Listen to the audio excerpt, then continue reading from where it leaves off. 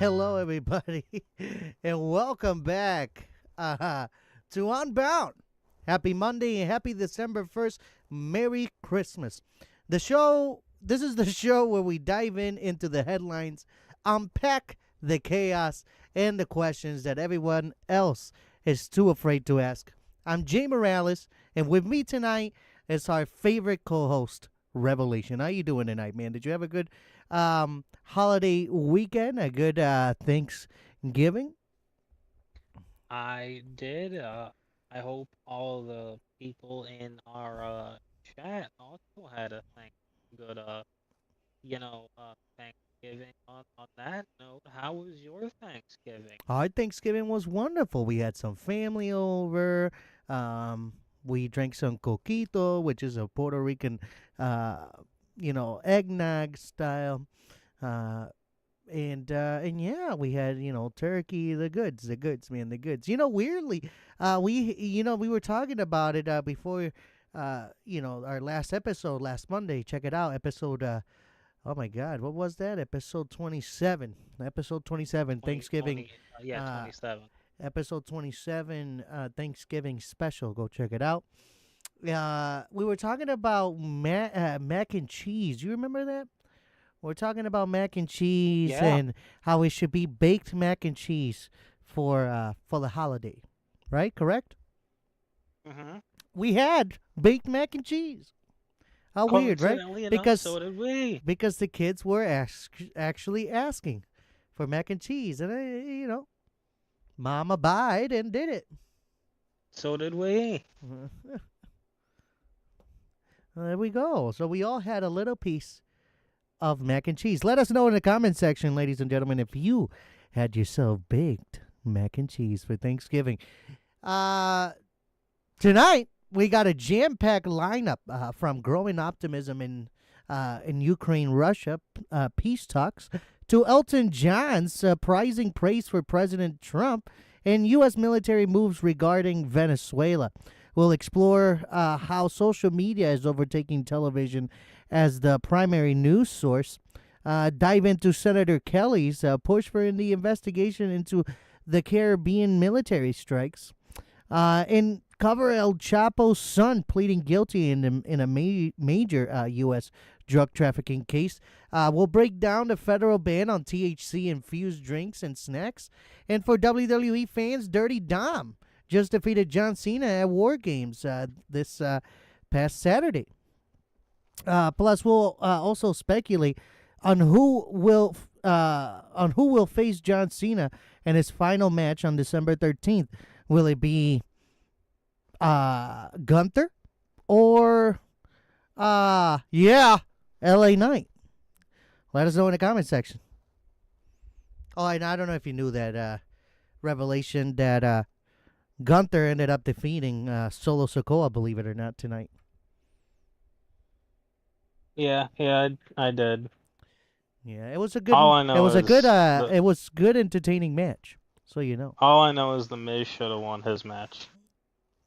The who? The Miz should have won his match. The Miz? Hmm. Yeah, I missed that match. I missed that match to be honest. Sorry guys. Um oh yeah, I want to start doing this in the beginning as well as the middle and end, ladies and gentlemen. But tonight's episode our sponsor of tonight's episode is brought to you by the Caville Hotel and Tavern, located in Klein, Feltersville, Pennsylvania. Their phone number is 717-949-8413, located in 2647 Heidelberg Avenue, Klein, Feltersville, Pennsylvania. They're open from Wednesday to Sunday, ladies and gentlemen. They're Wednesday and Thursday are open from 9 to 10. Sorry, 4 to 9. 4 to 9. Sorry about that. 4 to 9. Friday, 4 to 10. Saturday, 12 to 10. And Sunday, 12 to 8 p.m., ladies and gentlemen. Make sure to contact them if you have a big party to make sure that there is availability and room. Seth and Jamie will treat you as family as soon as you walk into those doors, ladies and gentlemen. So make sure to contact them again at 717-949-8413 for any reservation or any question needs. Again, this is not really a hotel and tavern. It used to be a hotel and tavern. Now it's just a restaurant, ladies and gentlemen. So go down and visit the Kville Hotel and Tavern restaurant located down in Feltersville, Pennsylvania. Also, this episode is also brought to you by Atlas Epoxy Floors. Their phone number is 203-496-6386. They do garages, basements, patios, lobbies, countertops, you name it. Whatever you need epoxy, our good friend Bradford Kelly, the CEO and owner of Atlas Epoxy Floors, will do it for you. Also, the warranty on these epoxy floors is guaranteed for life. So anything that happens, any cracks, any problems, our good friend Bradford Kelly will be there again to do the job for you to fix it up. Ladies and gentlemen, also, the sponsor tonight, if you didn't see my hat already, I think this is the button that's the next one. Hopefully, I'm not going to mess it up. Of course, I'm messing it up already. Revelation, nothing new. Aha! Yeah, right. Red Rum. Velocity Modern Classics. They ended up sending some merch over the weekend. Revelation. It's already here. It's on my head. They ended up, Velocity Modern Classics ended up sending me a poster and a beanie for their, for us supporting their business. So thank you again to Red Rum and Velocity Modern Classics. Shout out to Red Rum. He will be, I wanted to throw the details out there, but shout out to Red Rum Live and his, moving up in the company. That's pretty much it. I don't want to give too much, but shout out to Red Rum Live, Eddie Weber. Good job, buddy. Congratulations. And then we'll do the other sponsor later on. Ladies and gentlemen, we're going to dive right in it tonight. Growing optimism about Ukraine-Russia peace negotiation. Momentum appears to be building around renewed peace negotiations between Ukraine and Russia, marking the first wave of genuine optimism internal observers have noted in months. According to U.S. officials familiar with the discussion, both sides have quietly signaled a greater willingness to rearrange in structured talks.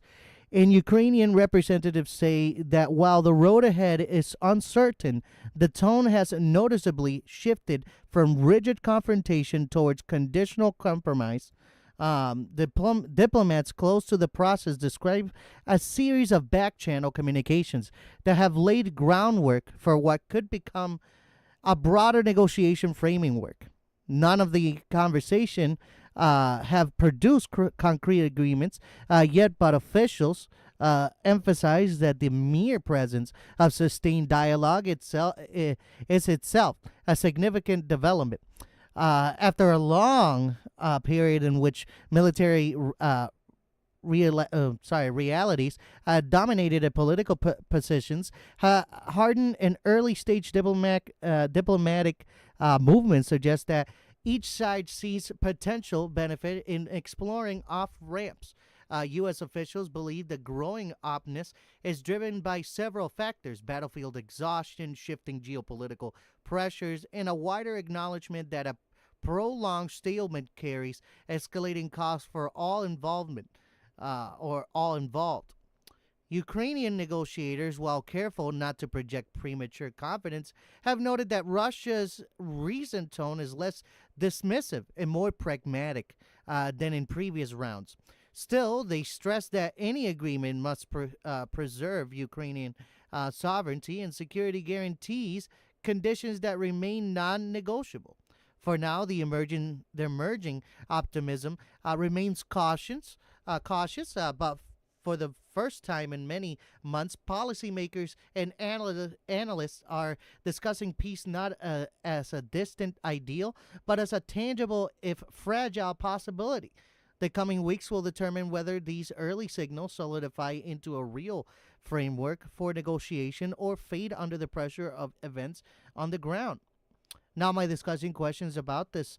How might shifts in battlefield dynamics influence the willingness of Ukraine and Russia to pursue compromise? What role should the United States play in shaping or supporting any potential peace framework? Which issues are likely to become the most difficult obstacles in future negotiations? How can both sides build enough trust to move from exploratory talks to binding agreements? Let us know in the comment section. As always, ladies and gentlemen, uh, what do you think, Rev? All I know is that for there to be any permanent peace once it's figured out, is that we need to have some sort of military presence over there, like a permanent base, so that Russia is like, oh hey, if we attack, the U.S. will already have troops at the ready.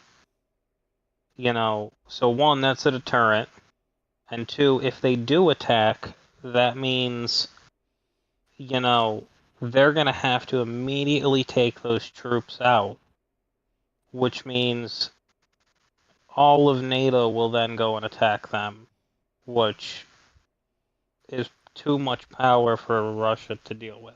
Right. So that's back in the Cold War. What they did with Germany is they established a base in Germany, which is literally the largest base in all of Europe that is a US base. And as soon as Russia saw that, they're like, "Oh shit!" Right. Like it's how you just basically it's power projection. It's like, okay, hey, they're here, they're making themselves known. If we even try anything, we're gonna be fucked big time. That's the only way that there can be anything meaningful, even if it's 10, 20, 30 years of peace. That's how it is going to last, is you plop a giant ass fucking base there, stock it full of tanks, planes, troops, supplies, and just just have it there. Because Ukraine's gonna have to rebuild after this. They're not gonna have enough money now to pay and keep that military up and running. Right. Which Russia, yeah, Russia fucking is gonna have to lose tons of their people, even because their economy is in fucking shambles. What's just stopping them from being like, hey, fuck that peace treaty, and just sending in their fucking, like, either hiring mercenaries like they did before, like, because that's what started this whole entire thing, and just doing it all over again. And then going in and killing the mercenaries under a guise of, hey, these mercenaries went in and, were attempting to violate the peace treaty. We're doing a friendly thing for Ukraine, and blah blah blah blah blah. And Ukraine's like, oh, thank you. Here's some resources. Like it's literally the only thing. Like it's a common thing that Russia's done before. So that's the only way that that's going to stop from happening. Is once peace is done, U.S. or some other person has to, put a base there. Right. Right. Ladies and gentlemen, as always, let us know in the comment section. Going to the actually to the chat, Red Rum Live, Eddie Weber. LOL, my bad. Now LOL, my bad. Nah, great holiday weekend and we ate our asses off. Had all the dishes. Cousin tried some fried mac and cheese recipe. I wasn't stoned enough for that dumpster fire. Hey, but did you hear that? They had a fried mac and cheese recipe. What do you think? I mean, if we're talking fried like mac and cheese balls, I'd scarf that shit up. But like, you know, if we're just talking like it's an actual like regular dish, like what we would do for like baked mac and cheese or just mac and cheese, nah, nah. If you're serving it with like to a family, it's supposed to be for Thanksgiving or Christmas or whatnot. It's supposed to be either regular mac and cheese where that shit's nice and creamy, or baked. Don't go experimenting with nothing. Like that's how you get designated as the person who brings the fucking silverware plates and napkins. Right.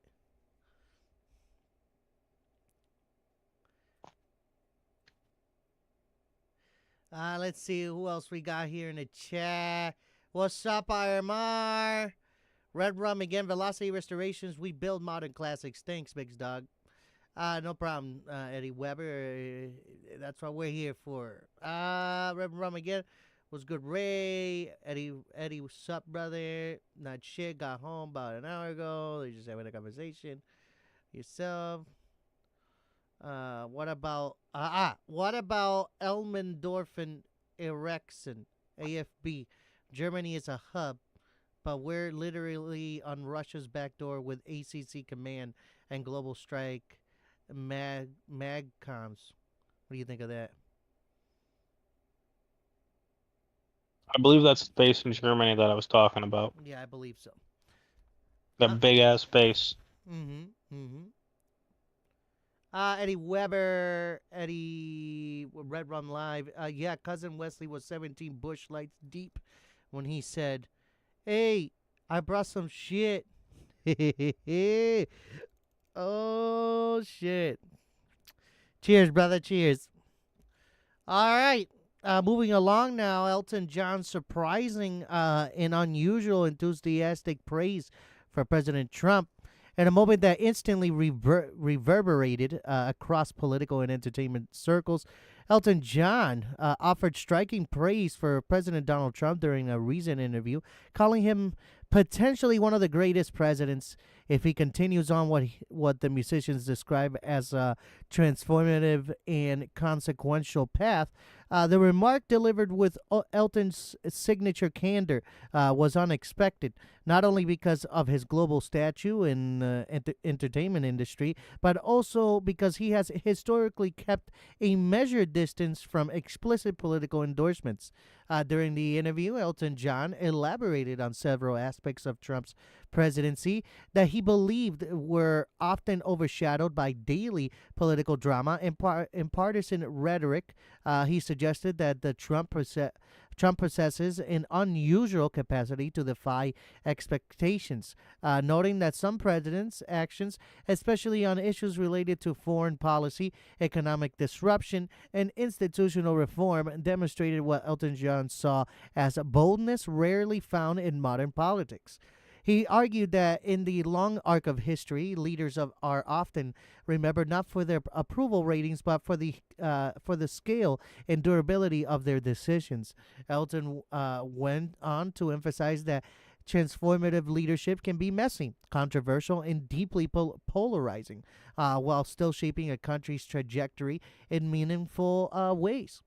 He pointed to examples from past world leaders who were fiercely debated in their own time, yet later viewed as pivotal. While he acknowledged that Trump's presidency generated significant division and intense criticism, Elton maintained that impact and controversy often travel together, adding the history has a way of reframing moments that feel chaotic when you're living through them. The reactions to his remarks was immediate and intense. Fans and critics alike expressed some surprise, across social media platforms, with some praising Elton for speaking candidly and others questioning why a figure of his prominence would deliver such commendation. Political commentators noted that the celebrity interventions in politics are nothing new, but the combination of Elton John's global influence, Trump's polarizing legacy, and the boldness of the prize made praise made this moment particularly explosive. Some analysts suggest that Elton's comments reflect a broader trend in which cultural icons increasingly intersect with political discourse, uh, willingly or not.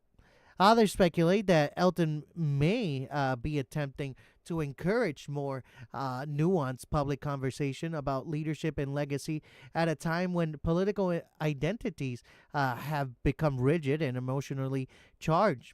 The interview did not indicate that Elton John's intent to become politically involved in any sustained manner, but it did highlight his willingness to speak honestly, even when doing so invites controversy.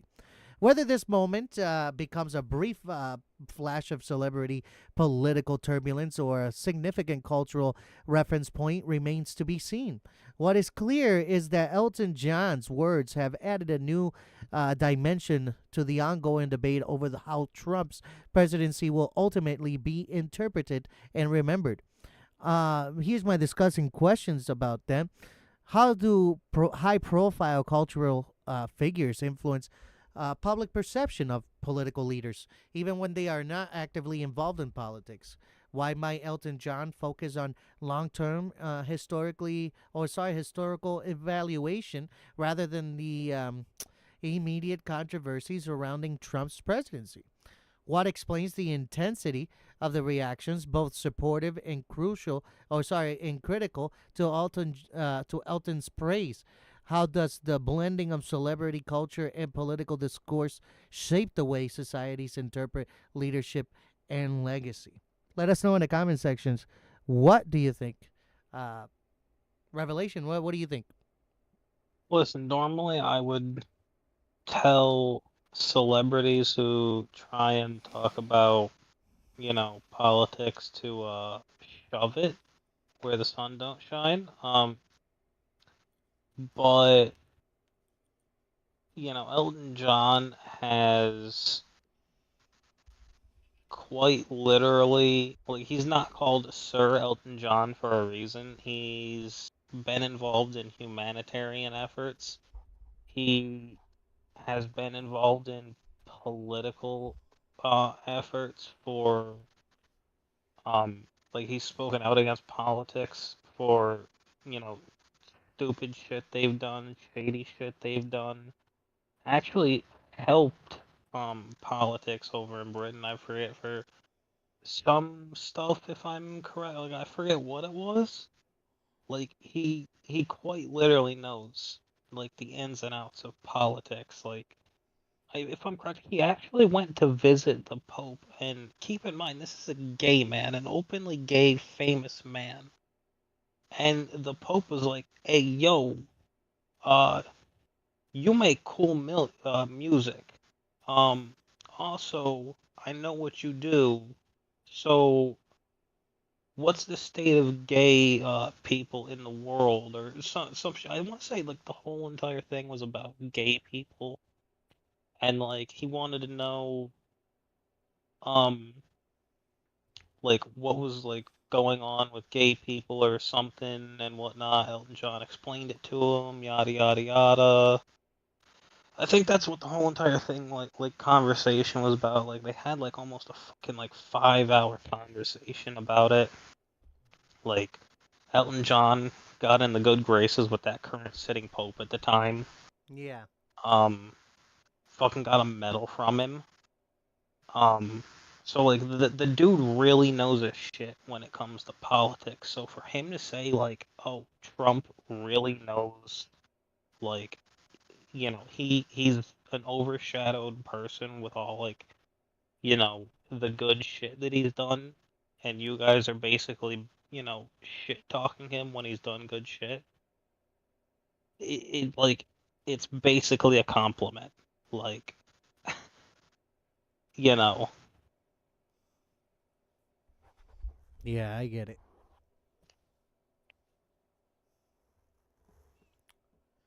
Um, Anything else on it? Nope. no. All right, moving along now. U.S. officials weigh potential military options regarding Venezuela. Growing tensions between Washington and Caracas have prompted U.S. officials to quietly reassess a range of possible military contingencies involving Venezuela.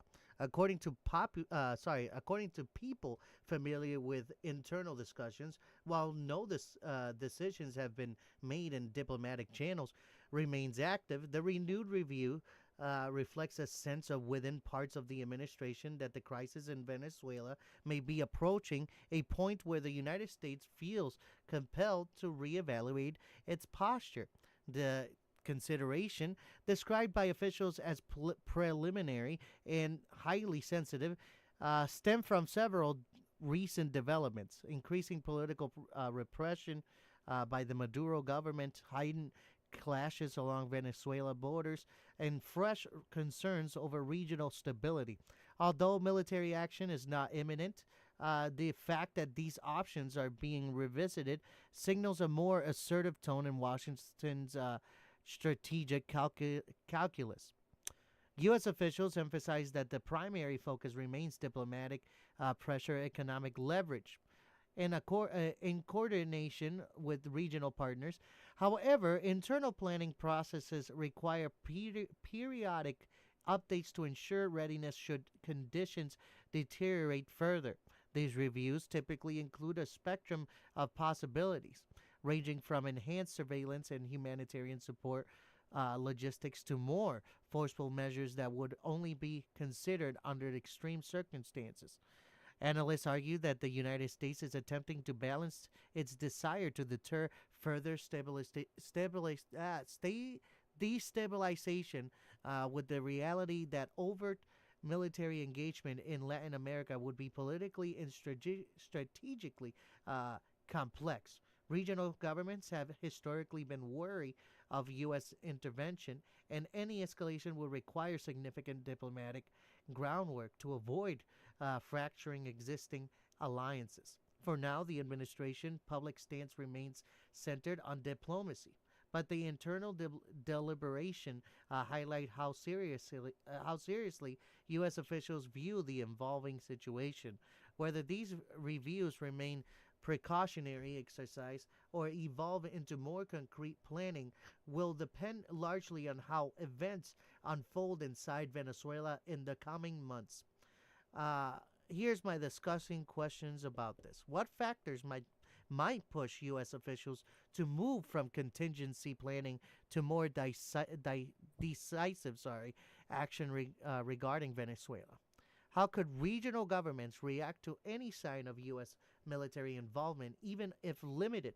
What diplomatic alternatives remain available, and how effective might they be in shaping conditions inside Venezuela? How do internal security concerns within Venezuela influence broader regional stability and U.S. strategic thinking? Let us know in the comment section. As always, ladies and gentlemen, what do you think, Revelation? Honestly, like I've said before, um, we just need to get the fucker out of that country, and then we can just, go focus on greener pastures. I think Donald Trump over the weekend asked for Maduro's surrender. Yeah, he won't. Like I said, he's backed by fucking the cartels. Unless you directly get his ass out by force, you know, it won't. But then again, like I said, since he's backed by the cartels, once you yoink his ass out, cartels are gonna, put somebody else in there. But then again, who's to say we already don't have some spooky people in there? But I don't want to go into that topic for, safety reasons, and Safety reasons. Oh God, that's like, the moment when I need the door knock. so For safety reasons. yeah. Ladies and gentlemen, we're gonna move on now to the next segment. Social media For safety reasons. for safety reasons. Yep, for safety reasons, we're gonna move on now to the next segment. Social media overtakes television as Americans' primary news source. And welcome. If you're watching me now, we are the movement of the Primary news. news source. Yeah, of the primary news source. We don't bullshit. We just read you what there is already out there. As in, like, we gather all the information. We try to pick up on something that is not super biased, and we just give you the lowdown. If it sounds Yeah, biased, I'm so fuck you, sorry, but we CNN. we try our best to not pick up one side or the other. We just do the show as it goes, ladies and gentlemen. So thank you again for joining us. My name is Jay Morales with my co-host Revelation. If you didn't know that yet, if you joined us already 30 minutes into the show, welcome. A major shift in American media consumption has reached a decisive. What's going on here, docket team? What's going on here? Okay, a major shift in. Sorry about this. A major shift in American media consumption has reached a decisive milestone. Social media platforms have officially surpassed television as the primary source of news for U.S. adults. According to newly released national survey data, more Americans now say they turn to platforms like X, Facebook, TikTok, YouTube, and Instagram for breaking updates and uh, daily information than to traditional broadcasts or cable networks. It marks the first time in modern polling that the TV has fallen to second place, affirming a trend that has been accelerating for more than a decade. Researchers attribute that the shift to several coveraging forces. Younger generations have long favored mobile first platforms, shaping habits that are now influencing the broader population. Meanwhile, older audiences who historically anchored television viewership have increasingly adopted social media platforms. Not only for entertainment, but for real time updates on politics, worldwide events, and local issues. The immediacy of social feeds, combined with the ability to share, comment, and engage, has made them more dynamic than the passive experience of traditional TV news. Analysts note that the change is not merely technological but structural. Social media offers a decentralized ecosystem um, in which millions of users, influencers, journalists, and independent creators can produce and circulate information without editorial filters that define legacy newsrooms. While this democratization has broadened access to voices and perspectives, it has also raised concerns about misinformation algorithm. Driven echo chambers and the erosion of shared factual baselines. Television networks and long, television networks and long accustomed to their dominant role in shaping national narratives now face an identity challenge. Some have attempted to adapt by pushing content to digital platforms and courting younger audiences with shorter, more interactive formats. But the overall trend suggests that the future of news consumption will be increasingly fragmented, personalized, and shaped by digital communities rather than uh, centralized broadcasters. Sorry about that. For policymakers and media scholars, the rise of social media as the main information source carries both promise and risk. It empowers individuals to access a wider range of viewpoints, yet places greater burden on users to evaluate credibility independently. As Americans navigate an evolving information landscape, the question is no longer whether social media influences public understanding, but how deeply and with what long term consequences. Now, my discussing questions about this: how does the decentralization of news sources on social media affect public trusts in information? What responsibilities do social media platforms have as they become the primary distributors of news? How might television networks reinvent themselves to remain relevant in a digital first media environment? What strategies can individuals use to navigate misinformation in an increasingly fragmented news ecosystem? Well, I'm going to start with this, and let us know always in the comment section. how does the decentralization of news sources on social media affect public trust in information?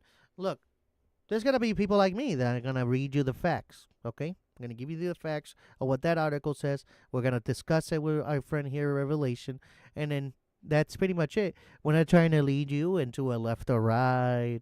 We're trying to give you what is out there and what is the truth. Now, there's gonna be people out here on YouTube, TikTok, Facebook, you name it, where they're gonna give you misinformation. They're gonna lead you to the left. They're gonna lead you to the right. For what? For hatred, for division, all that stuff. And that's not what we do here in this show, ladies and gentlemen. But the point I'm trying to get to is that it's just gonna pick a side, and then they're gonna give wrong information to make you. Oh, but they said this. Oh no, but I heard that they said that. Am I right? Revelation. Yeah, and then there's people like me who are gonna rant about how boomers that control the, media corporations are completely out of touch with the, younger generation, which have complete control over every single thing at the tip of their fingers. And it's like, oh, hey, one controlled company says, insert man flying plane did this thing. Another one says, insert man did same thing but slightly different. And another company says, insert man did, same exact thing but slightly different at slightly different, thing. And it's like, so which one is true?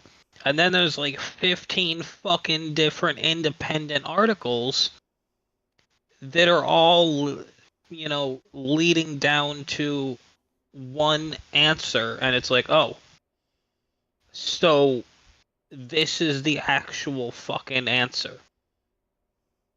It's like, so you're telling me you have billions of billions of billions of dollars, and you dumbasses cannot find it, or you already know the answer, just are pushing an agenda because you want these younger generations to believe this when they have access to all this shit right in the palm of their hand, and they can just be like, oh, Google can what is said articles fucking blah blah blah blah blah, and they just have to scroll down like four fucking to four fucking like websites, and oh hey, this is the actual thing from the actual county in which it happened.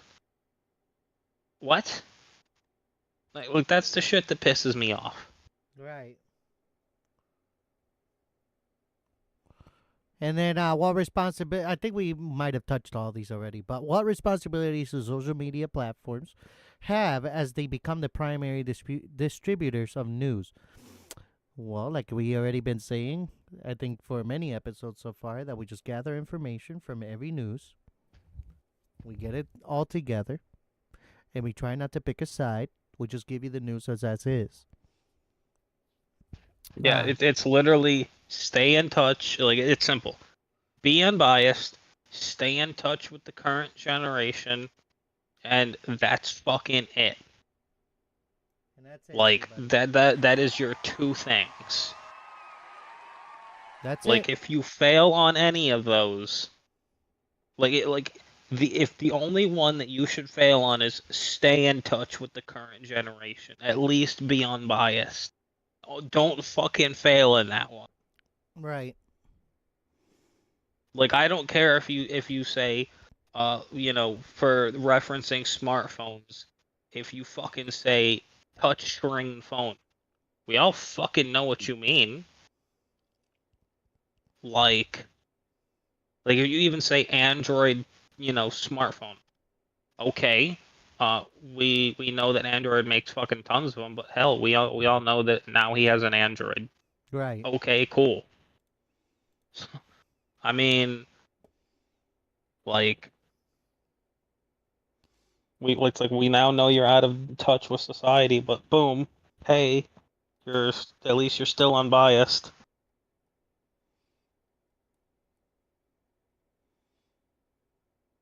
How might television networks reinvent themselves to remain relevant in a digital-first media environment? I mean, no matter how much they reinvent themselves, ladies and gentlemen, they're gonna pick this because guess what? Not everybody can afford to watch CNN. Not everybody can afford to watch Fox News. You know. It's simple. Lower your fucking streaming prices. Yep. I mean, that's literally why they went to streaming. Is, oh hey, we see that people aren't watching fucking cable anymore, so we're just gonna, go away from being on cable to create our own streaming services. Cough, cough.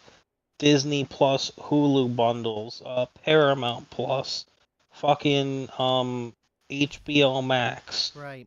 Literally, they all did that, and it's like, oh well, now we're gonna raise prices because COVID's over. No, don't be another Netflix. That's the reason Netflix is failing. Well, that and like 17 other reasons, but hey, we don't like to talk about that. Because, well, we already know that. We already know why Netflix is failing. We don't got to point that out.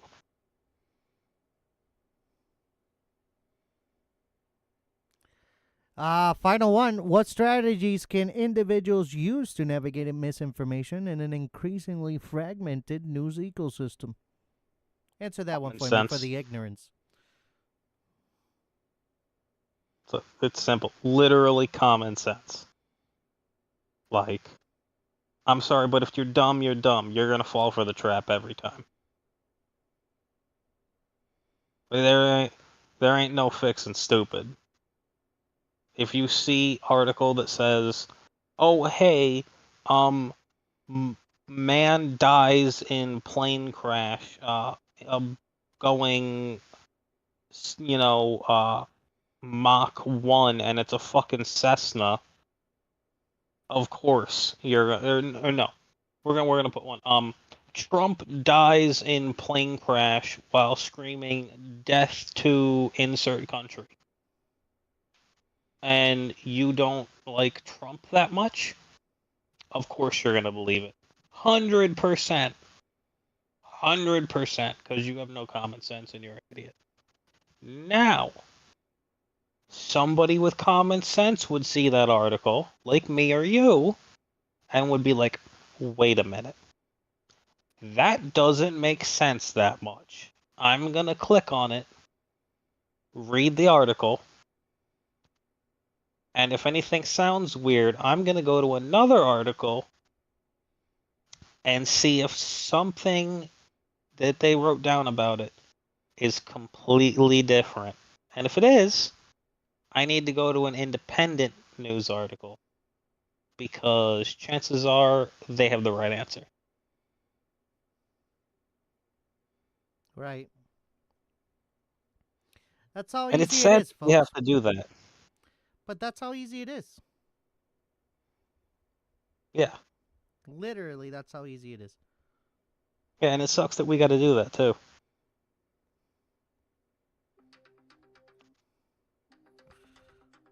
Oops, so sorry about that. I'm trying to post that we're live here on Instagram because I forgot to post that live on YouTube. There we go. All right. There Yeah. we go. Screwing, Sending it. screwing all of our folks over on Instagram, Right, making right. sure they can't see this good content. Tell them, chat.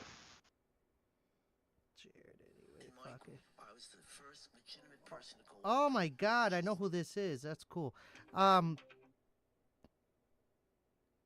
Oh no, I didn't post it right. I ended up posting it as a reel. Well, ladies and gentlemen, we're live. We're live. They're just simply live.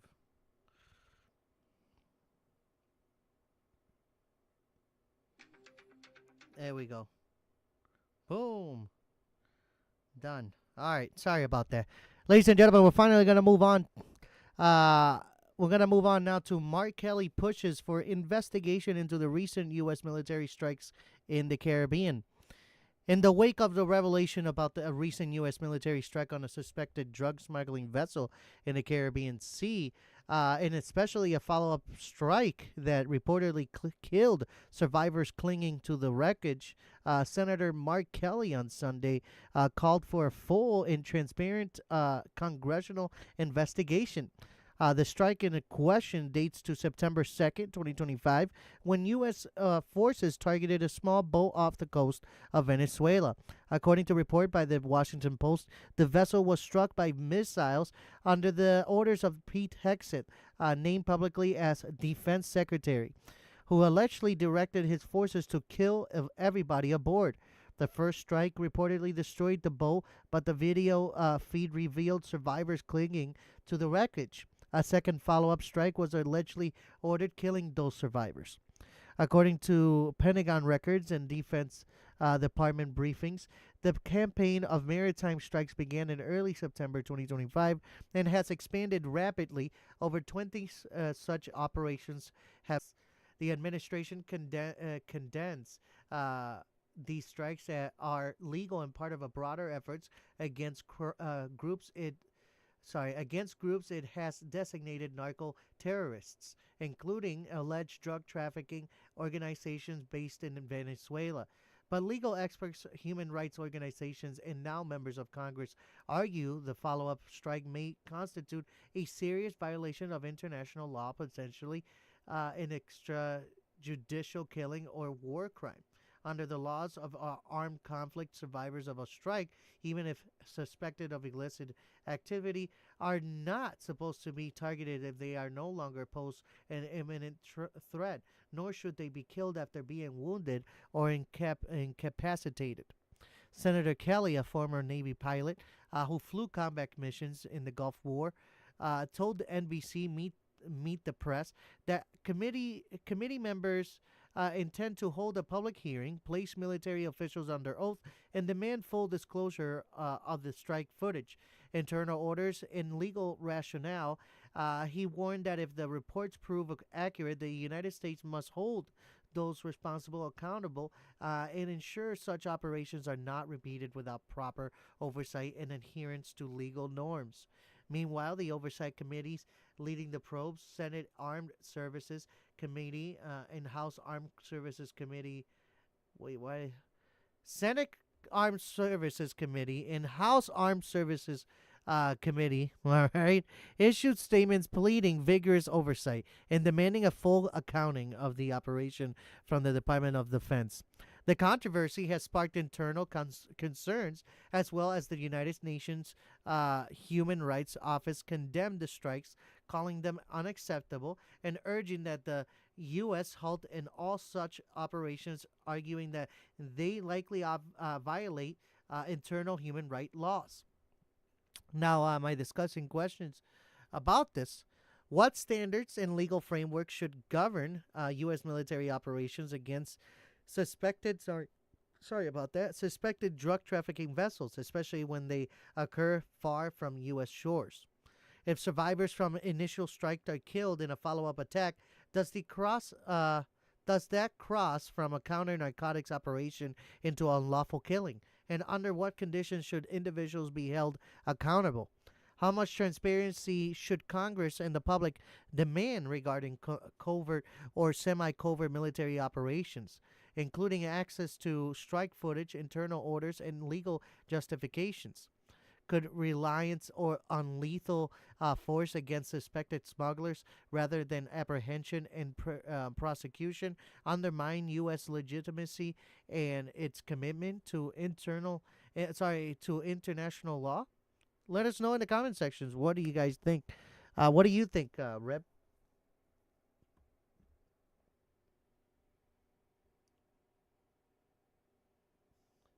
I mean, they are drug smuggling boats, so as long as you're getting rid of them in the international waters, it's different if you get rid of them in, you know, the waters of like if we was to just go fucking dunk on them in Panama's waters or Colombia or insert South American country here's waters, then it would be a problem. World Court could be like, hey, yo, you can't be doing that Right. because you're violating, a nation's sovereign fucking area that they have. International waters, on the other hand, one, trafficking drugs, already a felony. Two, being part of a cartel. Well, so I'll be honest, cartels are already illegal as is. Even if you're not part of the cartel and you're being forced to do it by the cartel, by association, that kind of rule applies. So I mean, you're in international waters carrying a bunch of drugs to go over to another country to, be sold, possibly have people overdose and die. So honestly, I give a fuck about you getting blown up or captured or any of that. Not like anyone's really getting, like, having a crime committed, especially because it's, like I said, in international waters. Now, it's different if you're a pirate and you go and capture a boat flying actual flags of something, indicating that you are a maritime seagoing vessel. Said drug running boats don't have those identifying markers, which is how you can tell they're just, like a fucking fisherman ain't gonna be out in the middle of the goddamn Gulf of Mexico or shit. Like, it, like, yeah, there are fishermen normally out in the Gulf of Mexico, but you want to know the thing about it? What? They have those flags on their boat to be like, oh hey, um, here I am, uh, I'm this, I'm that, blah blah blah, and it's like, oh, okay, um, they're from here, blah, or whatever the fucking flags mean. I don't know, but yeah, pretty much that's what it is. Like, that's how they're able to tell, oh hey, dude just fucking yoinked out of a port somewhere, and he's probably up to no good. So just blast him, in the words of Danny DeVito.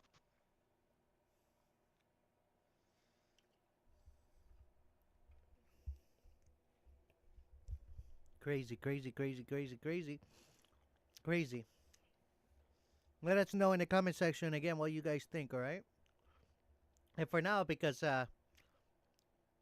we don't want to get killed and somebody knock on our door, we're going to move on for more hard pressing things. Like President Trump meets with national security team amidst scrutiny over September's Caribbean boat strike. This kind of is a different article, but it has to do with the answer of the last article, ladies and gentlemen. Facing mounting pressure from Congress, international observers, and human rights organization, President Donald J. Trump convened a high-level meeting with his national security advisor earlier this week to address questions surrounding the controversial September 2nd strike on Venezuela vessel. The operation, part of a broader U.S. counter narcotics campaign in the Caribbean, has drawn fierce criticism, particularly due to reports that a follow up strike targeted survivors clinging to wreckage after the initial attack.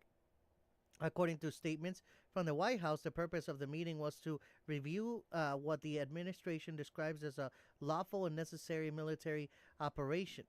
Officials emphasized that the vessel was suspected of narcotics trafficking and allegedly connected to an anti-U.S. narco-terrorist groups.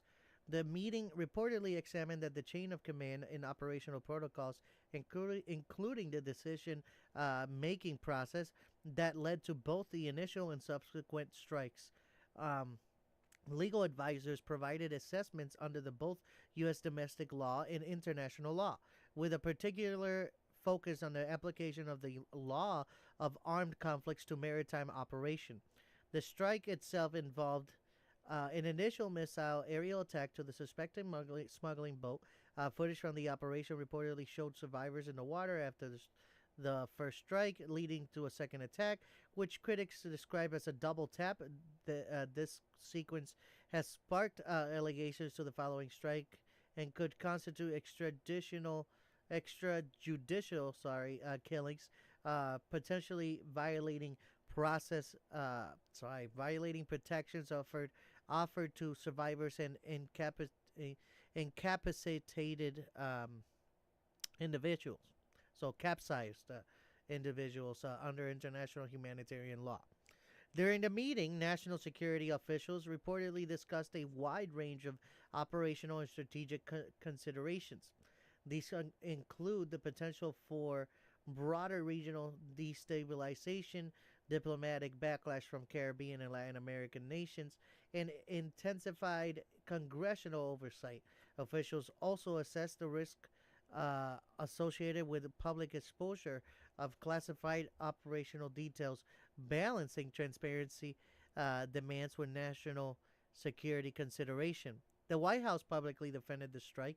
A spokesperson reiterated that the follow up attack was conducted under the law of armed conflict, described the targets as narco terrorists, and asserted that the mission was designed to protect U.S. national security and prevent the flow of illicit narcotics in the region.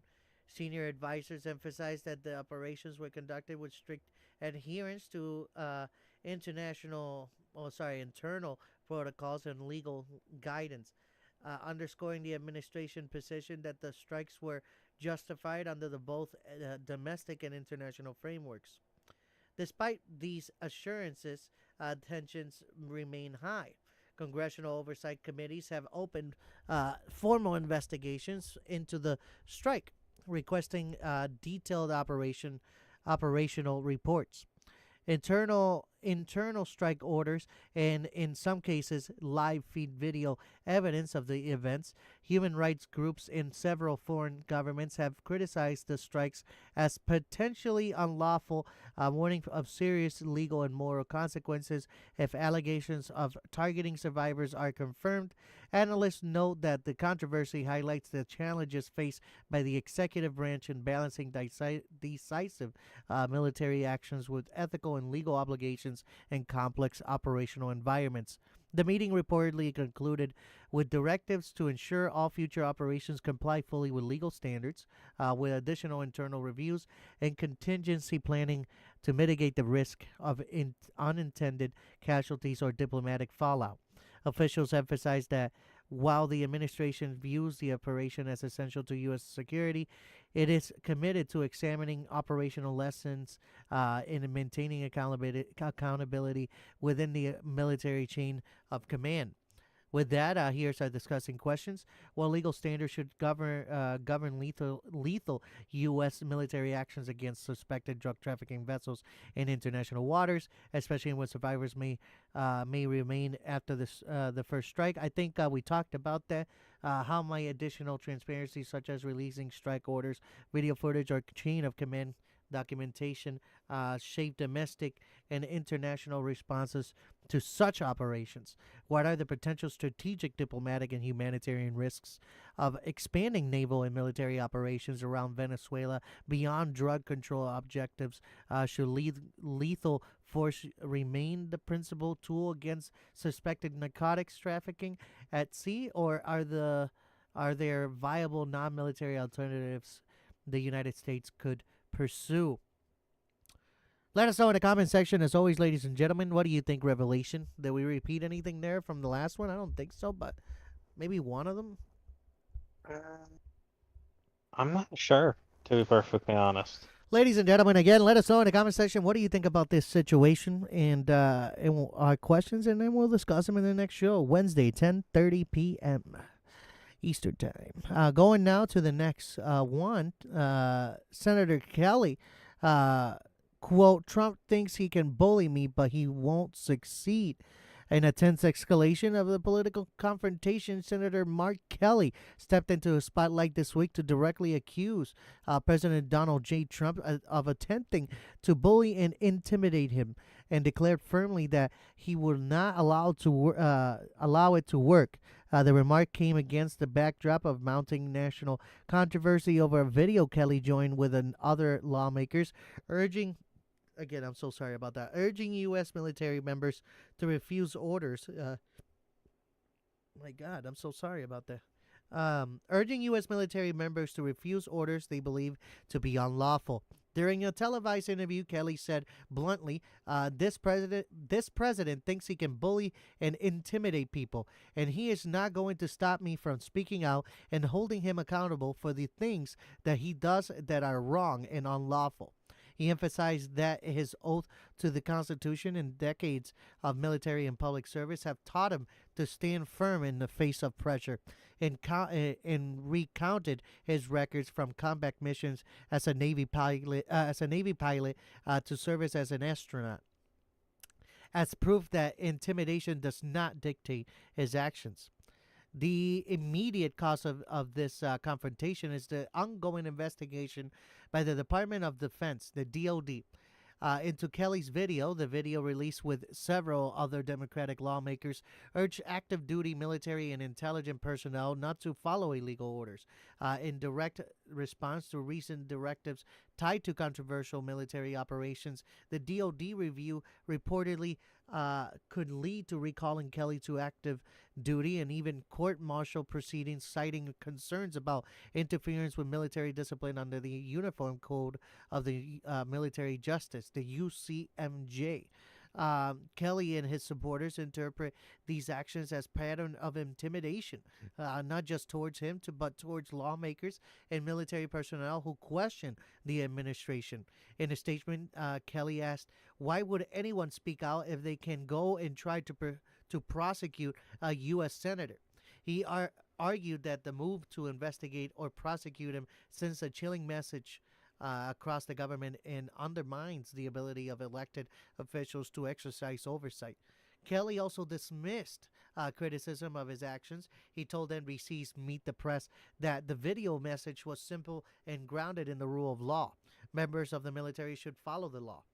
He rejected nations that his warnings to service members were irresponsible or seditious, instead framing them as a legitimate caution about constitutional duty and lawful conduct.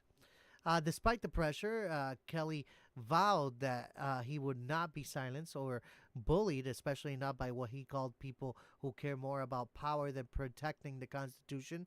The senator reiterated his commitments to oversight constitutional duty and speaking out when he believes the rule of law is under threat. This showdown between the sitting senator and the president raises profound questions about civil military relations, free speech rights of elected officials, and the boundaries of political influence over the armed forces. As investigations continue and the rhetoric escalates, Kelly's stance could define how far administration pressure can go before it meets firm resistance from the members of Congress. Uh, my discussion questions about this: what are the limits of presidential influence over individual members of Congress, especially when oversight or public statements are involved? How should elected officials balance the need to hold the executive branch accountable with concerns about national security or military discipline? What role does intimidation or perceived bullying play in shaping political discourse and governance? How can lawmakers protect themselves and their staff from undue pressure while fulfilling their constitutional duties? So let us know again in the comment section what you guys think, and let us know in the comment section again. Uh, Revelation, what do you got? I'm I'm guessing you know a little bit of what's honestly, been going on with this Mark Kelly guy, right? yeah, I'm honestly not sure how you like how you would protect yourself against like the president, like if you were fucking like senator, congressman, anything like that. I'm not too up to date on stuff like that. I do know the only thing that the president can do in terms of military power without the Congress's approval is he can basically be like, "Hey, I'm gonna go send in the Marines." Like he doesn't need Congress like for that. Anything else like for the Air Force, the Navy, the fucking the Army, he directly has to get approval from Congress. Right. That's really the only thing. Other than that, I have no fucking clue. Like, does is Congress able to be like, oh hey, no, you can't do this. Not sure. The senators, not. I'm not sure. Nothing about that. Well, Like, I'm not sure about that whole oversight committee. Like, I know what the fuck the oversight committee is. I just don't know like what's gonna be what happening. its like what the role of its power is. Well, ladies and gentlemen, if you know all these things that's happening with Mark Kelly, please let us know in the comment section again, and of these questions that have been asked, and we'll be discussing them again on our next episode, Wednesday at 10:30 p.m. Eastern time. Sorry about that. I'm eating a couple Skittles here that made a mess. Shout out to Jason Cancel. What's up, man? Welcome to the show. Now we're gonna move on to son of El Chapo pleads guilty in U.S. drug trafficking case. I don't know if you heard about this revelation, but in a major development in the long-running efforts to dismantle the leadership of the Sinaloa cartel, one of the sons of the notorious drug lord Joaquin El Chapo Guzman has pleaded guilty in a U.S. federal court to drug trafficking charges. On Monday, Joaquin Guzman Lopez admitted guilt to 2 counts of drug trafficking and to participating in a continuing criminal enterprise. Sorry, one moment. Okay, now I'm better. Where was I? According to prosecutors, Guzman Lopez played a central role in a sprawling criminal network known along with his siblings as Los Chapitos, responsible for orchestrating the production, smuggling, and distribution of vast quantities of lethal drugs into the United States. These include fentanyl, cocaine, heroin, meth, marijuana, and related precursor chemicals. Prosecutors say the operation was among the most extensive ever disrupted, contributing significantly to overdose crisis that has claimed countless lives across the country. The guilty plea is the latest blow to the cartel hierarchy, and comes months after Guzman Lopez's brother, Ovidio Guzman Lopez, accepted a similar plea deal, also admitting his role in drug trafficking, money laundering, and firearms offenses. According to court documents, the Sinaloa cartel under Los Chapitos used a complex network to smuggle drugs, include tunnels, vehicles, rail cars, aircraft, and couriers, to funnel hundreds of or thousands of kilograms across the U.S. Mexico border. Once inside the United States, the drugs were distributed nationwide, and illicit profits were laundered using bulk cash transport, wire transfers, cryptocurrency, and trade of goods. Guzman Lopez admitted these activities in the plea agreement. Prosecutors also tied Guzman Lopez and his associates to acts of extreme violence, including assaults on law enforcement, civilians, and rival cartel members. Violence that cartel leadership allegedly used to protect its trafficking operations and maintain territorial control. In court, Guzman Lopez made little comment when asked by the judge what his occupation was. He simply replied, "Drug trafficking." The judge's understand response drew wide attention. As part of the plea deal, Guzman Lopez faces a minimum of 10 years in prison. Though it remains unclear whether cooperation with U.S. authorities might reduce his sentence, prosecutors indicate they will not seek the death penalty in this case. The arrest and guilty plea of Guzman Lopez, along with his brother earlier cooperation, is seen by the U.S. law enforcement officials as one of the most significant crackdowns.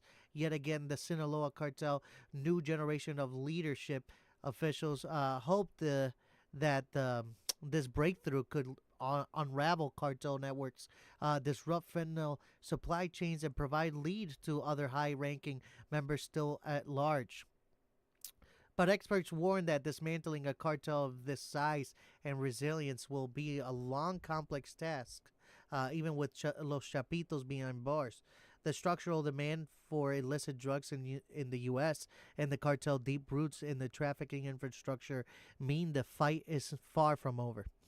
My disgusting questions about this: how significant is this guilty plea in the larger efforts to dismantle the Sinaloa cartel operations? Can it meaningfully reduce drug flow into the United States? And what risks remain that other cartel leaders or factions will fill the power vacuum left by Los Chapitos? How might U.S. authorities leverage this plea to target other high ranking cartel figures or disrupt trafficking routes? Given ongoing demand for fentanyl and other narcotics, can prosecution alone realistically curb the broader overdose crisis? Let us know in the comment section, and we'll be talking about it on the next show Wednesday. For now, we got a good friend Revelation to answer. What do you think, Rev? Um, Honestly, isn't that whole fucking Sinaloa or whatever fucking cartel the whole reason when we took it down? Aren't they the fucking main reason why there's like 15,000 different cartels now in Mexico? They're just wannabe cartels. There's only one. Cause like Well, I it gotta be it careful with that. Holy literally, shit, they're gonna come knocking my door. cause like it literally used to just be the cartel run by El Chapo, and then as soon as we took him down, His kids took over. like they all started popping up in Mexico due to the power Well, it vacuum. was because of the Los Chapitos, man. You did not hear the story? All Yeah, I his kids did. were doing it. Like as soon as fucking like because of the fucking shamble that it was left in, and he could barely fucking do anything as kid. Just they all just started fucking popping up, trying to seize control from the fucking just remnants of that. Like and now even more so since he's gone, that shit's just gonna be gone. Or whatever remnant was left of that is just gonna fall out. Right. Which means Mexico is just at this point. I hate to say it. Sorry to any of our Mexican viewers. That thing isn't even like that country isn't even a third world country at this point, and I really feel sorry for it because Mexico has a lot of history behind it. Like the absolute amount of criminal like enterprises just openly running in it. Like they're not even like people aren't even trying to stop them. I understand we had the mob and all of that and shit like that. But people were actively trying to stop it. Cartels, on the other hand, it's like, nah, in exchange for my life, you guys can have my firstborn son and recruit him into the fucking, into your cartel, only to have my firstborn son, kill me in my sleep 5 years later so that he can rise through the ranks. Right? Like, and that's not just one cartel that I'm giving an example of. No, that is a standard cartel practice.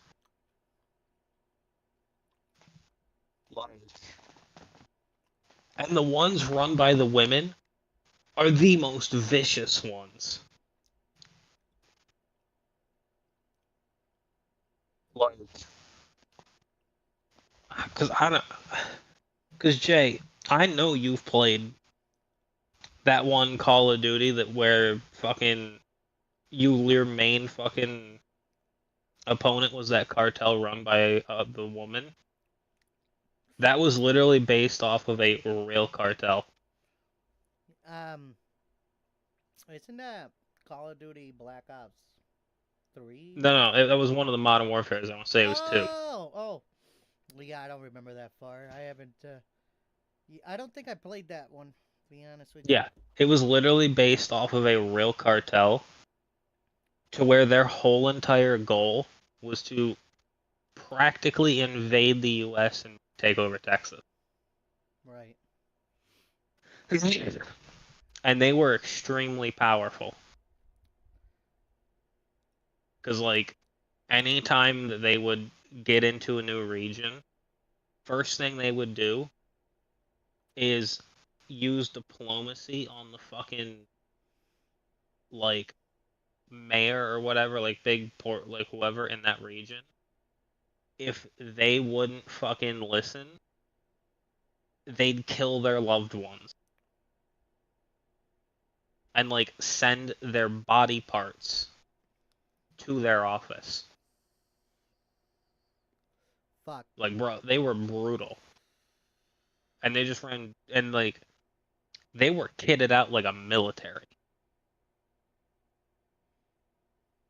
Like, it was bad, dude. They were, and that's why, and that was before you started seeing, like, pictures of, like, these other cartels being kitted out like militaries. That's why they had so much territory. Yeah, that's what I have to say on that. Is their fucking cartels just have ruined that place. We have a commenter here, JCUQ5KI. All those countries, the drugs gotta go um, through and by, and we only talking about two, Mexico and Venezuela. LOL. Okay, we know that it's more than Mexico and Venezuela, and ladies and gentlemen, we know that. We just Well, with that, but obviously, that's duh. but that's all we're talking about now because that's what's in the article. That's what is in the article. But ladies and gentlemen, we're gonna move on now from the politics to a federal ban on THC infused drinks and snacks. Implications for the hemp industry. Little reminder to Revelation. This is the final one before my last one. You got something for the end? I mean, for after this, right? I can quickly look something up. Oh, you didn't know? You didn't get anything? No, I'm Oh. not, but Well, I guess ladies it's and gentlemen, very. well, Revelation tries to find something. We got. Oh, well, this is it. I just found one right off the bat. Well, hold on to that. Let me read this. The THC infused drinks and snacks that are gonna be banned. A sweeping new federal law is set to ban most THC infused drinks and snacks derived from hemp, sending shockwaves through an industry that has experienced explosive growth since the 2018 Farm Bill. The law, included in the recent federal budget deal, is slated to take full effect in November 2026 and effectively closes a regulatory loophole that allowed hemp derived intoxicants, including Delta 8 and Delta 10 THC, to be legally sold nationwide. Under the 2018 Farm Bill, hemp was legally defined as cannabis containing less than 0.3% Delta 9 THC, while the provision was intended to distinguish non intoxicating hemp from marijuana. Entrepreneurs and manufacturers quickly found ways to convert non psychoactive compounds into other forms of THC capable of producing intoxicating effects. The result was a booming market for THC infused beverages, gummies, snack, and other edibles, products that often appeared on store shelves alongside conventional foods and beverages, sometimes without rigorous safety testing or age verification. For many small businesses, craft breweries, and wellness product retailers, these THC infused products became a significant source of revenue. The sector grew rapidly, attracting new entrepreneurs and fueling demand from consumers seeking alternatives to alcohol or traditional cannabis. Analysts estimate the hemp industry, including THC infused consumables, had reached roughly 24 billion in a market value, supporting tens of thousands of jobs across farming, manufacturing, and retail. What the new ban does, the federal law now redefines hemp in a way that excludes nearly all consumable products containing psychoactive THC, including Delta 8, Delta 10. Key provisions include prohibition of THC infused consumables, drink, snacks, edibles, and similar ingestible products are effectively illegal at the federal level.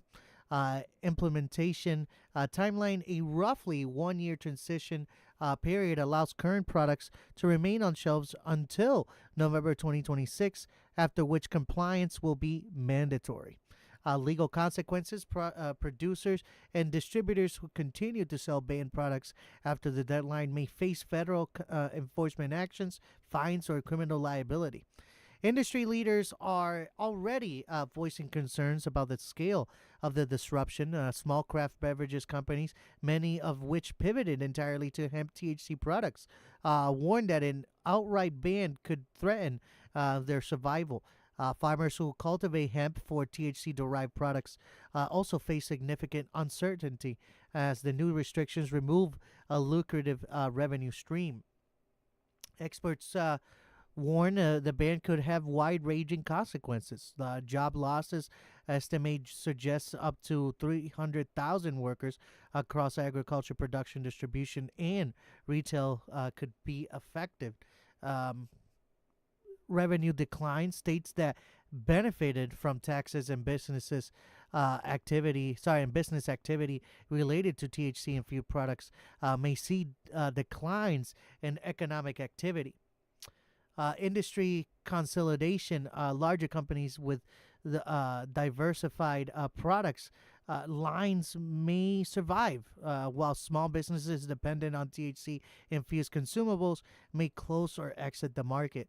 Some businesses are exploring pivots to non intoxicating hemp or CBD products, while others may seek opportunities in regulated marijuana markets where recreational or medical cannabis remain legal. Sorry about that. However, experts cautions that these shifts may not fully compensate for lost revenue or market share. Um, Public health and regulatory rationale: supporters of the ban argue it closes a public safety loophole by exploiting the Farm Bill. Hemp derived THC products were widely available, often without consistent labeling, dosage information, or age restrictions. Lawmakers and public health advocates cited concerns about accidental ingestion by minors, consistent inconsistent potency, and untested manufacturing processes. Critics of the ban include the U.S. Hemp Roundtable, and industry groups argue that regulation and rather than prohibition will be more effective solution. Suggested measures include age verification, licensing potency limits, and standardized labeling requirements. They warn that an outright ban could drive consumers to unregulated black market alternatives, increasing health risks. Potential long-term implications. The federal ban marks a turning point in how hemp-derived intoxicants are treated in the United States. Analysts predict several long-term effects, reshaping market reshaping. Demand may shift to state legal marijuana dispensaries, accelerating consolidation in the cannabis and hemp sectors. Legal uncertainty. States that had embraced hemp THC sales may face challenges reconciling federal prohibition with local regulations. Agricultural impact. Hemp farmers producing THC derived products may be forced to switch crops or exit the market entirely. Consumer behavior. Some consumers may turn to black market products, potentially undermining safety and regulatory goals. The law underscores the federal government renewed focus on regulating intoxicating cannabinoid, and signals that hemp will increasingly be treated as a strictly industrial and wellness oriented crop rather than a vehicle for psychoactive experimentation. Am I discussing questions about this article? What regulatory measures, licensing, labeling, potency limits could replace an outright federal law to protect consumers while preserving industry jobs? I'm gonna give you the short answer because I don't think Revelation knows much about this. I think they should do more licensing and more labeling and more in having an actual potency limit. Because sometimes I'm gonna tell you, you can go to the dispensary, even at a medical place or something, and what is on there is not the correct thing. So you know, who stands to be the most affected by the ban, and what, if any, support should the federal or state governments provide to farmers, small businesses, and workers? I thought that even though there's federal laws, state overrule federal law. Is that right? Am I right or am I wrong here? Okay, when a federal law gets passed, like let's say I'm just gonna make a one up. Red car, all red car bad, only drive blue car. Um, states then have uh, the states have to follow that. Um, but they have the option to enforce it. So let's say fucking 49 states decide that they want to fucking go ahead and be like, "Oh, by the way, guys, you can't drive red cars. You get a bonus if you drive the blue cars, like the government says. All the other cars are just normal." Right. Uh, then, that one other state is like, no, that's fucking stupid. Everyone can just drive, whatever the fuck they want, like a normal, human being.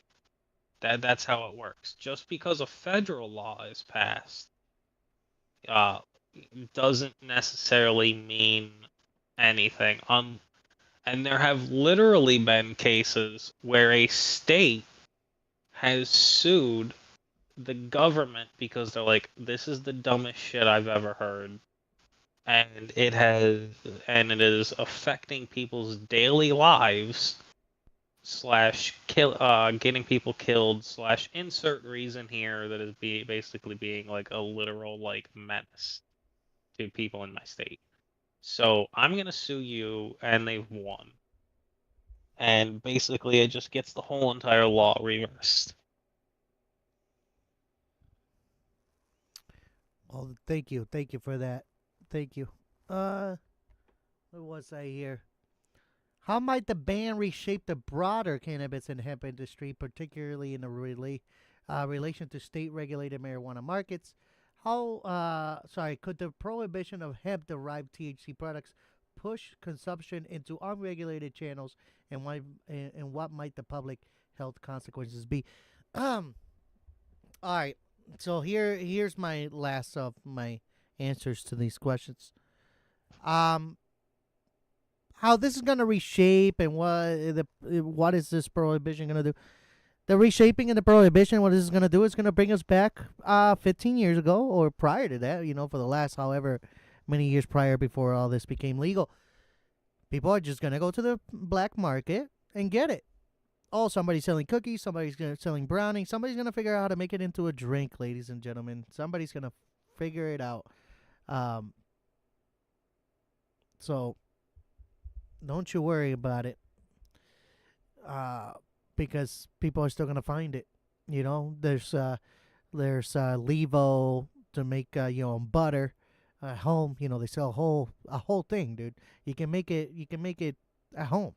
So, but anyway, ladies and gentlemen, we're gonna move now along to our good friend Revelation, and he will be giving us the goods. I don't know what they are, but before we move you over, we're gonna do our quick mid or close to the end ad. This should have been at the middle, not the end, but here we go. The sponsor tonight of this show, ladies and gentlemen, is brought to you by our good friends from the Kayville Hotel and Tavern, located in Kleinfeltersville, Pennsylvania. Phone number is 717-949-8413. They are located in 2647 Heidelberg Avenue, Kleinfeltersville, Pennsylvania. Again, they're open from Wednesday to Sunday. And if you missed it, they're open from 4 to 9 Wednesday and Thursday, 4 to 10 Friday, 12 to 10 Saturday, 12 to 8 Sunday, ladies and gentlemen. Also, our next sponsor is brought to you by Atlas Epoxy Floors. You can contact Bradford Kelly at 203-496-6386 or on his email, brad.kelly@atlasepoxyfloors.com. He does anything from garages, basement, patios, lobbies, countertops, you name it. Whatever you need, he can do it for you. He can travel down all the way to Oklahoma, up to upstate New York, maybe even Nevada. Never know. Whatever you need, he's got it. He is got it. He does fantastic work. This service is a lifetime warranty, so make sure that to contact him if you do need repairs after he does the job, ladies and gentlemen. Again, you can contact at Bradford Kelly, 203-496-6386, or you can also contact them through email at brad.kelly@atlasepoxyfloors.com, or you can also visit his website at www.atlasepoxyfloors.com. And our next, I think this is it. Our next sponsor is Red Run Velocity Modern Classics. As you can see, I had already the beanie on today. Thank you, Velocity Modern Classics, for the beanie. And again, thank you, Eddie Weber, Red Run Racing, for the beanie, sir. Thank you so much. Again, Velocity Modern Classics. It might look old, but it drives brand new. Velocity Modern Classics. And also, finally, this show is also brought to you by our on the other show that I'm on Tuesdays at 8 p.m. Eastern Time. Producer Mike presents and the Jessup Show Legacy, the Movement Show. Come on down, guys. Tuesdays at 8 p.m. Eastern Time with me and producer Mike, where we hang out and do a lot of banter. We also go around the world sometimes, and we see a bunch of stuff. Again, thank you so much for tuning in, and we're going to move it over to our good friend, Revelation. Okay. As of, right now, well, not right now, since it's 12:16 Eastern Standard Time. So this is a yesterday article.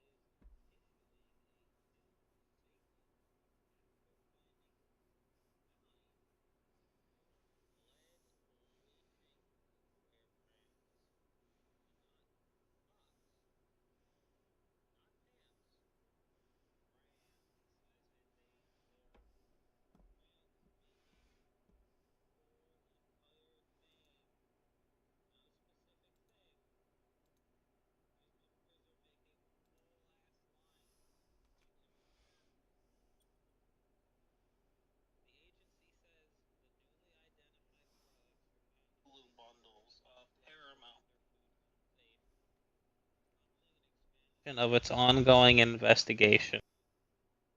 The FDA updated its list of aluminum and brass cookware that can leach dangerous levels of lead into food, expanding the recalls from August and November with multiple new brands. The recalled products were found unsafe due to lead contamination, which poses specific risks to young children, pregnant individuals, and those who are breastfeeding.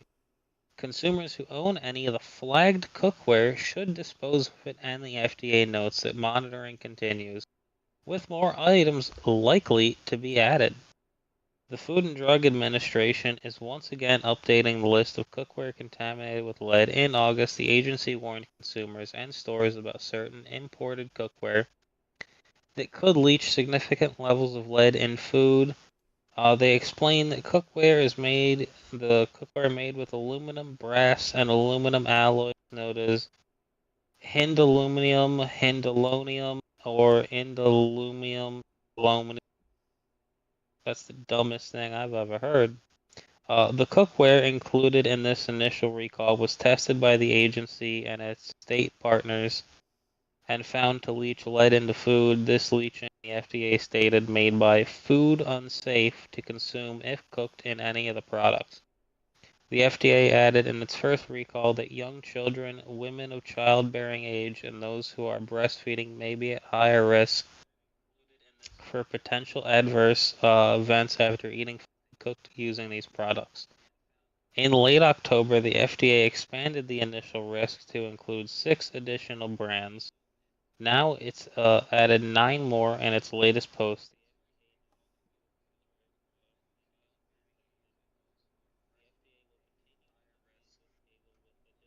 Products as new information becomes available. Um, which brands were on the initial list and the first update? Uh, Kadai Karai, Tiger White, Pure Aluminum Pencils, Sarwastai Strips. The retailers were Manan Supermarket, 166 Hillside Avenue, Jamaica, New York.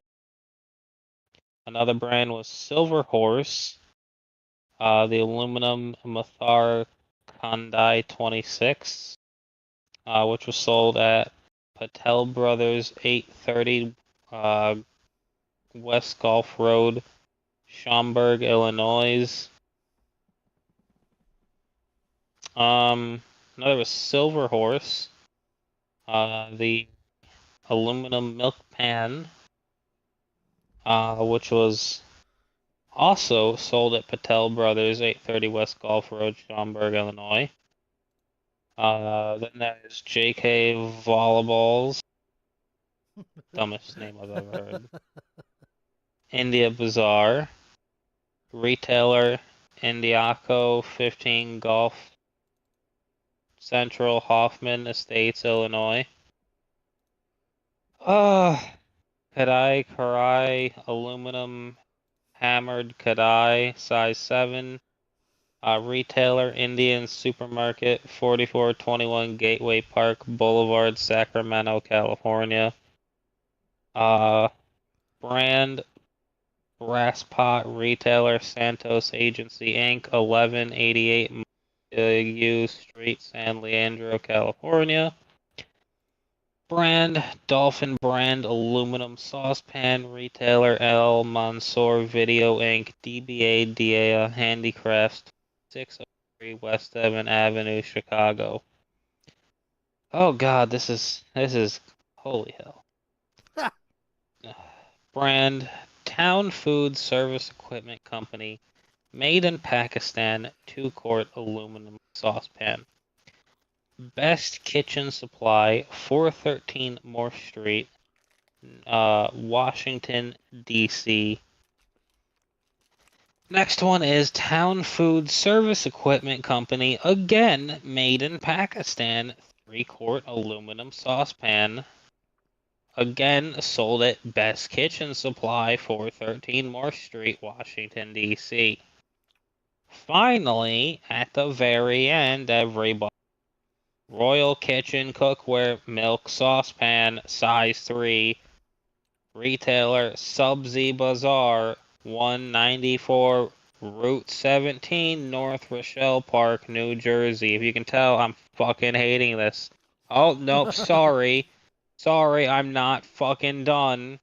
Brand Sonex Cookware. Retailer Allenwar Food Corp. Belady Foods, 7128 Fifth Avenue, Brooklyn, New York. Oh, nope, I'm not fucking done still. Sorry. IKM JSM Foods Aluminum Saucepan. India Metro Hypermarket, 5130 Maury Avenue, Fremont, California. Of fucking course it's Fremont, California. Brand Craftwares India. Brass Taupe. India Metro Hypermarket, 5130 Maury Avenue, Fremont, California. Oh, look at this. Two more fucking things sold in Fremont, California, guys, at the exact same place. I'm just gonna read you the names. Craftware India Aluminum Kadai size 5 and another IKM JSM Foods forecourt Pytal brass pot. And then finally, I think nope.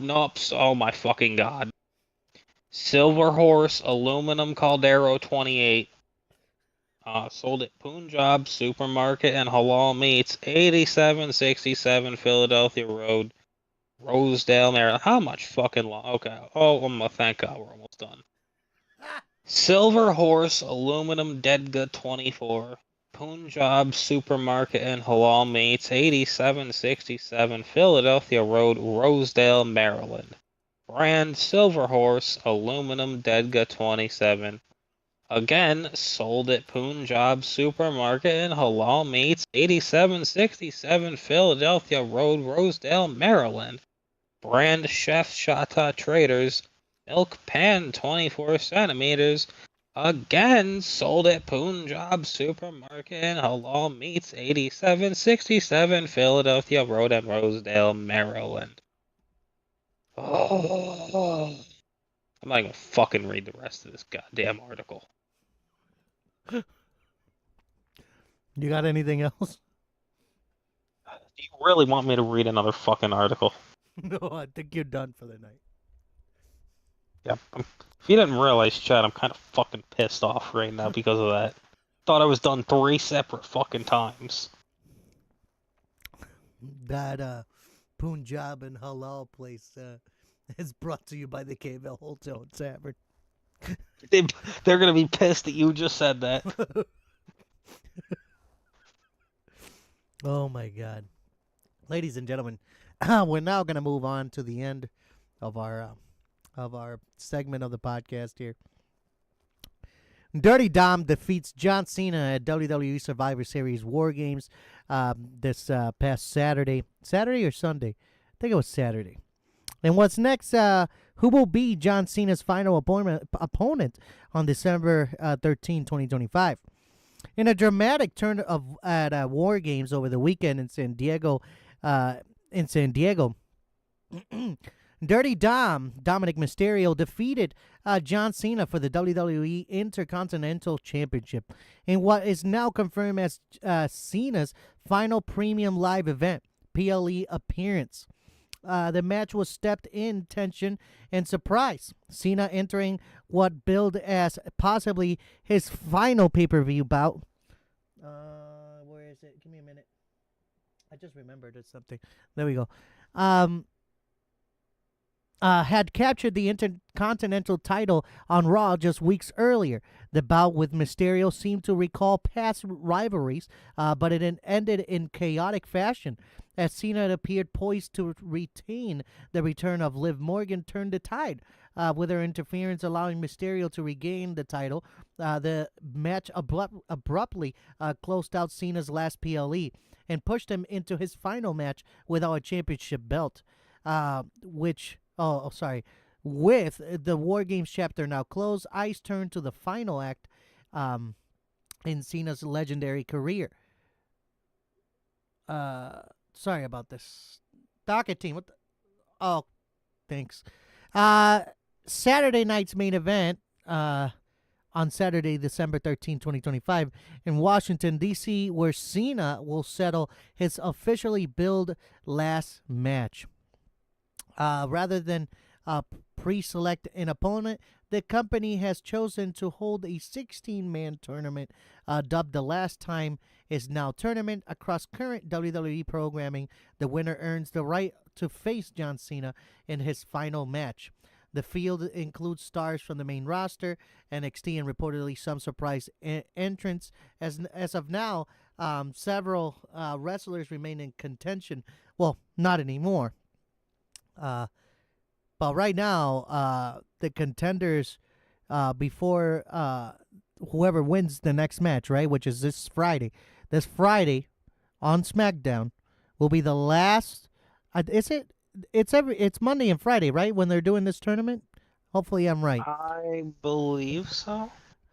So, ladies and gentlemen, this Friday is going to be Gunther versus LA Knight. Yeah. All right, to see who wins for the bout for John Cena. So, make sure to check that out. December 13th will be John Cena's final match.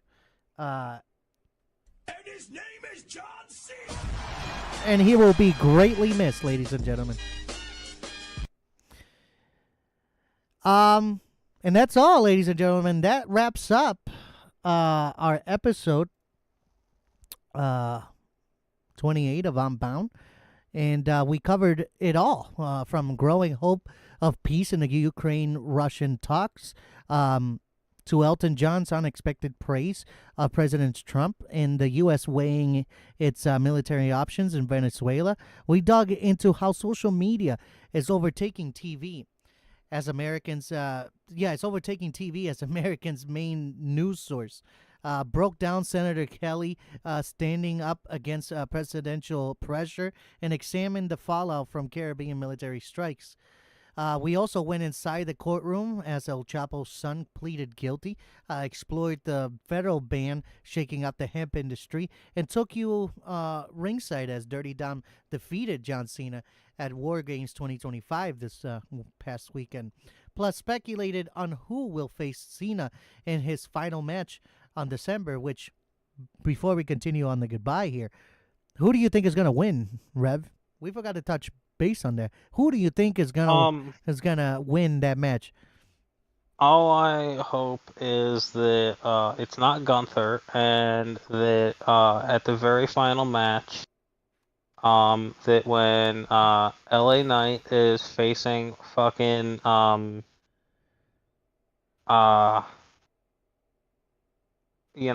Cena, halfway through the match, we hear Chris Jericho's entrance music play.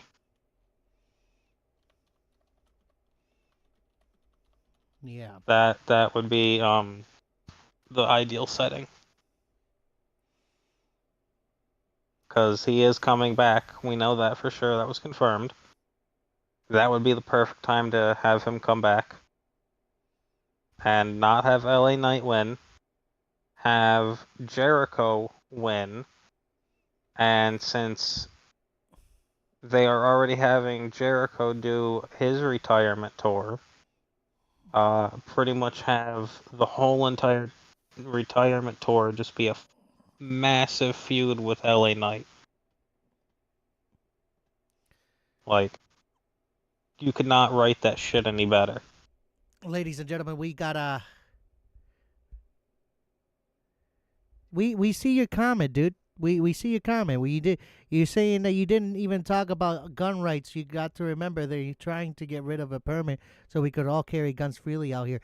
Yes, I forgot to touch that today, but we already ended. We got to end because our good friend here can't stay any longer. We always try to shoot between an hour and 30 to 2. So right now we're ending it at a good timing tonight for a good friend here, Revelation. But yes, we'll be touching that on Wednesday, guys. Don't you worry. We'll drop into the whole thing to find out more. Now, again, those of you that were here, thank you so much. If tonight proved anything, it's that the world is messy, unpredictable, and full of stories that matter. And here and at sorry about that. And here at Unbound, we never afraid to tackle every angle. But before we let you go tonight, we want to leave you with something bigger than the headlines. At Unbound, we care about the people listening and the struggles that don't always make the news. If you or someone you know is dealing with mental health challenges, please reach out. You can call or text at 988, the Suicide and Crisis Lifeline. It's confidential. It's free, and it's available 24/7. You don't have to carry anything alone. And if you're facing domestic violence or you know someone who is help is always available.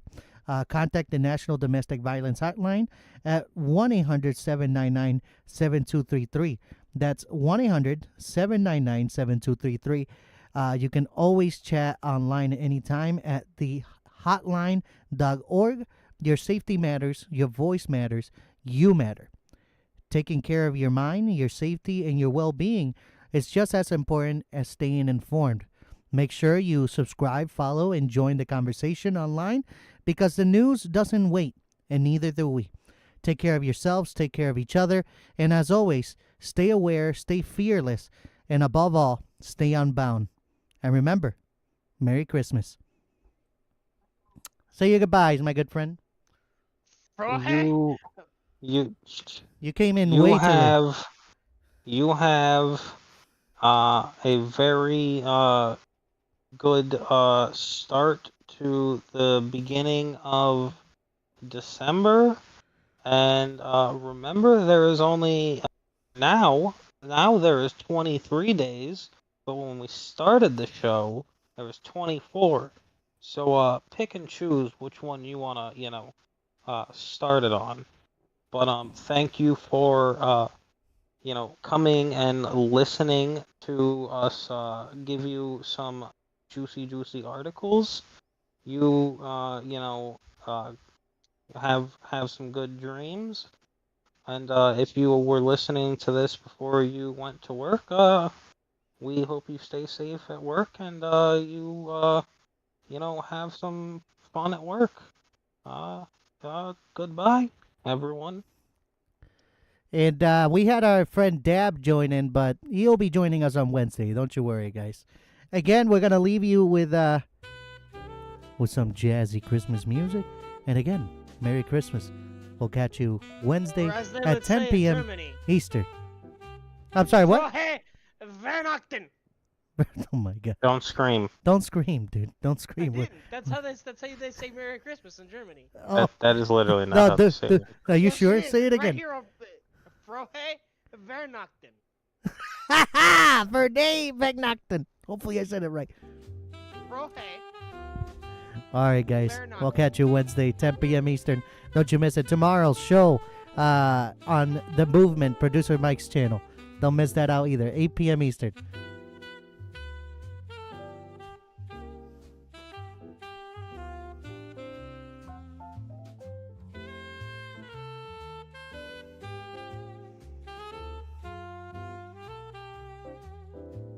Thank you, everybody who joined tonight. Stay safe, drive safe, get to work safe. I would like to thank everybody. Ray RMR, thank you, Ray, for always joining us. Red Rum from Velocity Modern Classics, thank you for coming. Would like to also thank Anthony, Jay Cancel, Jose Jr., Jay Cancel Jr., Anthony, Joe. Thank you so much, guys, for joining. Without you, the show wouldn't be nothing. And to all the 21 viewers that we had tonight, thank you again for joining.